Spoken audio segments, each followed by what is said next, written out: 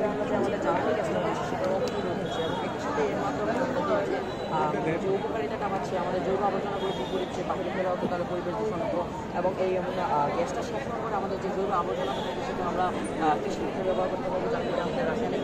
সারের উপর থেকে প্রভাবটা কমবে এবং ছাদ কৃষিতেও ব্যবহার করা যাবে।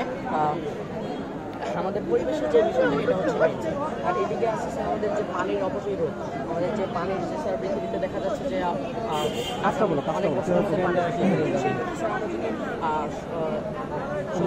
যে পানিটা আছে সেটাতে সাধারণত ব্যাকটেরিয়া কিংবা বড়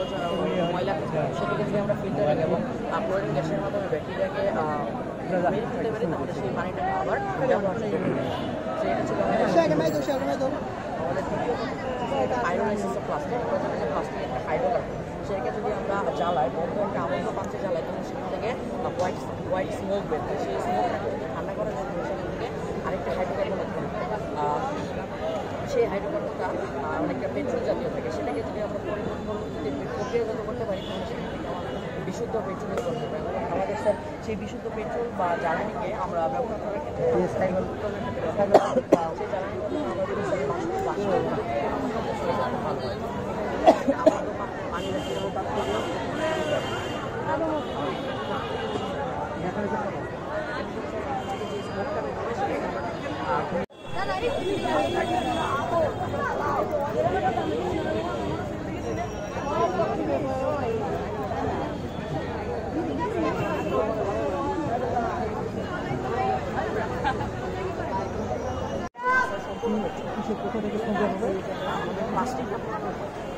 প্লাস্টিক একটা আবশ্যক প্লাস্টিক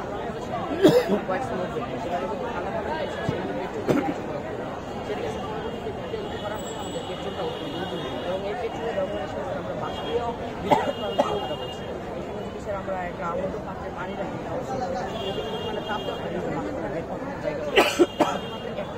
তাহলে সেখানে সেটা স্যার দেখতে পাচ্ছেন এখানে একটা জায়গা আছে সেখান দিয়ে বাষ্পটাকে চাপ দেয় তাহলে স্যার এখান থেকে যে আমাদের যে বাষ্পটা আছে সেটা চাপ দেওয়ার পরে এটা ঘুরে এবং এটার সাথে আমাদের যে জেনারেটর আছে বা জেনারেটরের যে লাইনটা আছে সেটাকে যদি সংযুক্ত করতে পারি তাহলে স্যার আমরা বিদ্যুৎ উৎপাদন করতে পারি। প্লাস্টিক